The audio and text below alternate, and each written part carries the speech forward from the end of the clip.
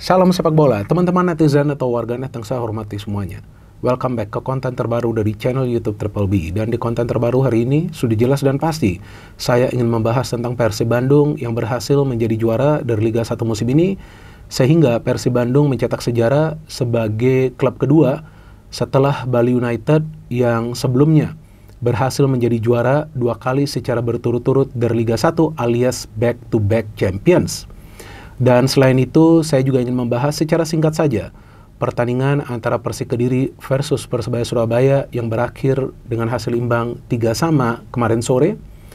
Oleh karena itu, Persib Bandung dinyatakan sebagai juara dari Liga 1 karena dengan sisa 3 pertandingan dan selisih poin antara Persebaya dan juga Dewa United dengan Persib Bandung yang adalah 10 poin, berarti dua tim tersebut tidak akan bisa mengejar Persib Bandung dengan sisa 3 pertandingan.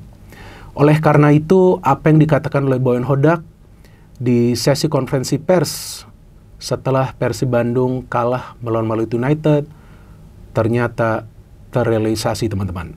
Karena saya masih ingat pada saat itu Boyan Hodak mengatakan bahwa mungkin Persib Bandung akan menjadi juara dari Liga 1 di coffee shop jika pertandingan antara Persik Kediri versus Persebaya Surabaya berakhir dengan hasil imbang atau dengan kemenangan bagi Persik Kediri.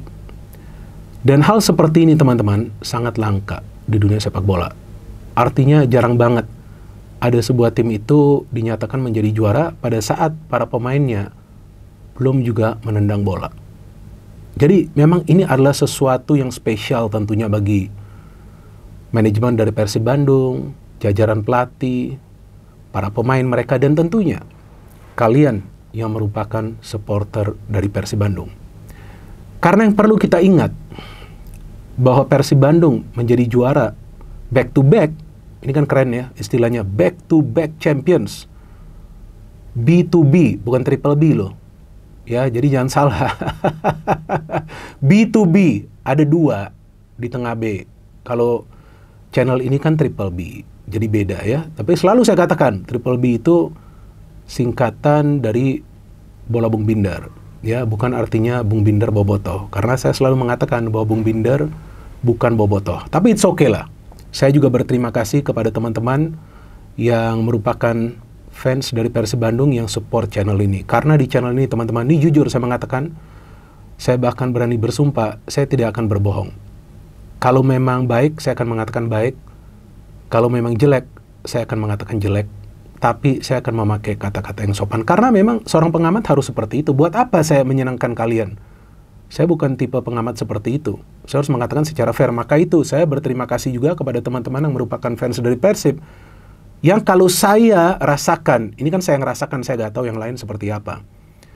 Kalau yang saya rasakan di dunia digital, saya menilai kalian yang merupakan fans dari Persib sangat dewasa. Karena beberapa kali saya kritik, bahkan saya sampai mengatakan Persib mainnya jelek, sampai saya mengatakan ada beberapa pemain yang harus belajar passing, ada pemain yang harus mengambil corner dengan baik, tapi kalian terima loh kritikan saya. Ini jarang banget loh.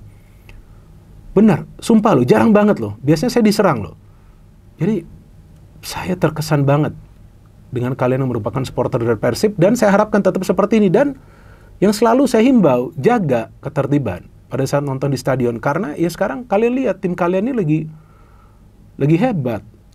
2 kali berturut-turut menjadi juara dengan format yang berbeda, Pak.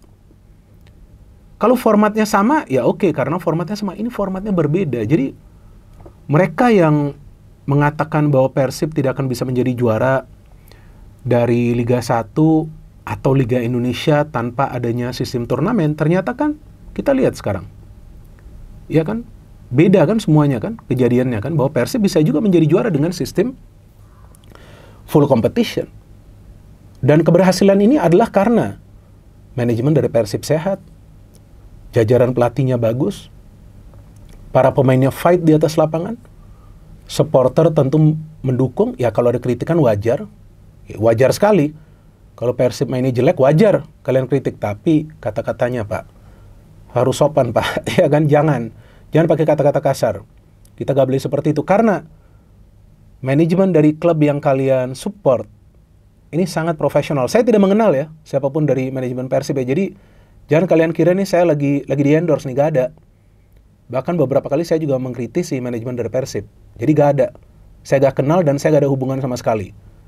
Dan saya sering membuat konten dari Persib karena yang pertama views-nya banyak, dan yang kedua ya seperti yang tadi saya katakan, pengalaman saya bahwa kalian yang supporter dari Persib nih ya sangat dewasa. Tapi pada intinya Persib ini menjadi juara dengan cara yang susah. Karena musim lalu itu Boyan Hodak masuk di pertengahan. Kan gak langsung dia. Setelah 5 atau 6 pertandingan. Tapi dia berhasil membawa juara dengan jumlah pertandingan yang lebih banyak. Musim ini, dari awal musim, ada saja pemain Persib yang cedera. Bahkan dalam beberapa pekan terakhir, DDS atau David Da Silva gak main. Tapi tetap saja tuh, Persib masih bisa mendapatkan poin. Baru kalah 3 kali Persib.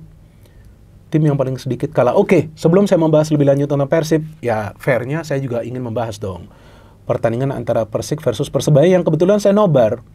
Bukan di coffee shop bersama para pemain Persib, enggak. Kan saya mau siaran pertandingan kedua Liga 1 semalam kan. Maka itu saya terlambat juga membuat konten ini, karena setelah saya siaran semalam, saya balik sudah jam 10 lewat, terus tadi pagi saya ada urusan di kantor, terus siangnya saya ada acara sembahyangan karena teman saya ayahnya baru meninggal dunia. Nah jadi saya harus hadir di acara tersebut. Baru nih saya sore balik ke rumah, saya bisa buat konten ini.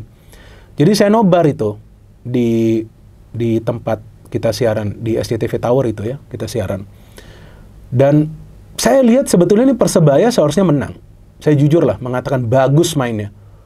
Peluangnya aduh, bukan selusin lagi, segudang.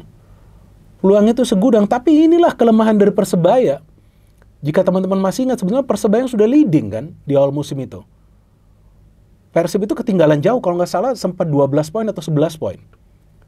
Tapi finishing ini yang menjadi masalah bagi mereka. Banyak sekali peluangnya. Persik Kediri memang juga ingin poin. Jadi saya pikir gak fair jika ada yang mengatakan atau ada yang berpikir bahwa Persebaya itu sengaja nggak mau menang. Nggak seperti itu, Pak.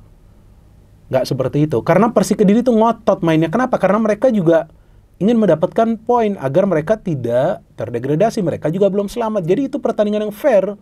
Kemarin sore gila memang gamenya, end to end. Dan Persebaya mainnya bagus sekali. Persik Kediri itu agak susah untuk bisa nyetel. Dan mereka lebih banyak pakai direct pass. Tapi saya bingung, Persebaya yang mainnya begitu bagus bisa mencetak 3 gol, sempat leading 1-3 kan. Pertama 1-0, Bruno golnya bagus. Terus 1 sama Vergonzi golnya juga bagus. Terus unggul lagi kan Persebaya, jadi 1-2. Flavio ya kan golnya bagus. Terus sampai 1-3. Golnya bagus juga. Tapi setelah itu mereka main counter bagus. Banyak sekali peluang tapi gak gol. Persik Kediri itu pada saat Zé Valente mencetak gol, kalau nggak salah mantan pemain Persebaya dia. Di situ semangat mereka membara. Bahkan tuh pelatih mereka di Valdo Alves, kalau nggak salah tuh sampai mainkan striker semua tuh. Pokoknya dapatkan itu 1 poin. Mereka butuh itu 1 poin. Tapi Persebaya ini punya masalah, kalau saya lihat sekarang di defense, kayak apa itu mereka bertahan. Jadi kalau bertahan nggak solid susah. Nah itulah yang selalu saya mengatakan bahwa yang penting kuatkan itu pertahanan. Nah tim-tim yang menjadi juara dari Liga 1 itu juga teman-teman perhatikan punya rekor defense yang solid. Sedikit kemasukan gol. Itu juga yang sekarang Persib tunjukkan, ya kan? Defense mereka adalah yang terbaik karena paling sedikit kebobolan setelah 31 pekan. Jadi Persebaya mainnya bagus. Saya menikmati itu permainan Persebaya. Saya kira udah nih sudah 2-3, 2-4 nih. Berapa kali di depan gawang Flavio, Malik Rizaldi gak bisa gol. Dan ternyata detik terakhir tuh bola-bola biasa itu di dalam kotak penalti. Mungkin sudah kelelahan juga tuh para pemain Persebaya. Saya gak ngerti. Karena fokus konsentrasinya menurun, tiba-tiba bola rebound dicetak oleh Vergonzi. Vergonzi bisa cetak brace. Sehingga 3 sama Persib dinyatakan menjadi juara. Dan saya tidak menyangka sama sekali bahwa Persib bisa menjadi juara tanpa perlu bermain terlebih dahulu. Karena seandainya kemarin Persebaya menang, berarti harus nunggu nih di pekan ke 32 lawan Barito Putra yang tentu akan menjadi pertandingan bagikan final. Tapi Persebaya is a good team. Materi pemain mereka tuh bagus. Cuma mungkin dengan materi pemain yang bagus-bagus yang baru-baru, ini agak sulit juga konsistensinya dipertahankan. Pelatihnya juga agak jelek kok, Paul Monster oke kok. Walaupun Persebaya di putaran pertama bermain lebih pragmatis, di putaran kedua pada saat mereka sudah tertinggal lebih attacking. Dan form mereka sebetulnya lagi oke. Cuman finishing itu yang menjadi persoalan kan bagi mereka. Lawan Arema FC juga sama seperti itu. Jadi saya pikir hasil 3-3 ini karena para pemain Persik Kediri ini ngotot dan Persebaya sangat disayangkan lengah banget di defense. Sehingga ya Persib dinyatakan menjadi juara. Pada saat para pemain itu lagi nobar, bahkan ada live kan. Live tuh pemainnya bikin. Mereka merayakan gelar juara. Nah berarti Persib ini memang bisa menjadi juara karena mentalitas mereka, konsistensi itu paling sulit loh. Di Liga 1 paling sulit. Dan Persib bahkan dalam beberapa pertandingan tuh sampai kehilangan 6 pemain. Ada sekali kehilangan 8 pemain sampai jumlah pemain di bangku cadangan tuh gak banyak. Tapi tetap mereka bisa dapat poin. Jadi memang mentalitas itu sudah terbentuk pada saat musim lalu Persib tuh menjadi juara dengan bersusah payah. Dengan adanya pelatih baru, sistem yang baru, yang mungkin juga membuat teman-teman yang merupakan supporter dari Persib tidak terhibur. Karena saya jujur, saya nggak ngelihat permainan indah dari Persib Bandung selama dilatih oleh Boyan Hodak. Dan itu fakta, itu fakta, nggak bisa terbantahkan. Tapi gak main bagus, yang penting jadi juara 2 kali berturut-turut, Pak. Ini kan aneh, tapi ya ini nyata. Artinya seperti yang selalu saya katakan di sepak bola, yang penting efisien dan efektif. Efisien itu apa? Kerjasama dipertahankan. Efektif itu apa? Apa efektivitas? Efektivitas bukan saja untuk mencetak gol. Efektivitas itu menahan juga di belakang, Pak. Defense itu harus solid. Coba lihat itu menara kembar dari Persib. Franka dan juga Kuipers. Bagus kan, saling melengkapi. Di tengah Deddy Kusnandar absen. Ada Kocijan oke lah, formnya naik turun. Tapi ada Malis juga gak jelek, permainannya bagus. Dia memberikan assist, dia bisa mencetak gol. Beckham Putra di putaran kedua lebih baik performanya. Saya sempat kritik Beckham Putra. Coba Anda belajar passing, karena itu fakta. Banyak passing-passing dia yang melenceng, ternyata bagus. Pada saat banyak pemain dari Persib absen, dia diberikan tanggung jawab, dia mainnya bagus. Itu golnya juga luar biasa yang dia cetak musim ini. Kemudian ada juga Tyrone Del Pino. Ya kan, yang musim lalu memang tidak membela Persib karena dia cedera, kemudian dia dipinjamkan ke klub di Thailand. Kembali mungkin Persib tidak mendapatkan pemain baru, akhirnya Boyan Hodak menerima dan memasang dia di starting lineup. Dia bisa menjadi top skor sementara bagi Persib Bandung. Ciro Alves permainannya lebih matang lagi. Banyak memberikan assist, dan Ciro Alves adalah kepingan yang sangat penting dalam permainan Persib Bandung dengan sistem Boyan Hodak. Karena Ciro Alves adalah pemain yang efektif dalam switching play, dalam transisi dari bertahan ke menyerang. Maka itu jika teman-teman melihat statistik dari Ciro, dalam 2 musim terakhir dia banyak sekali memberikan assist. Double digit assist, tapi sangat disayangkan dia mendapatkan kartu merah melawan Maluku United, dan tentu dia akan absen nih di pertandingan di pekan ke-32, dan ternyata dia sudah pamit sebelumnya kan pada saat Persib menang melawan PSS Sleman. Artinya ini adalah kehilangan yang besar juga bagi Persib Bandung.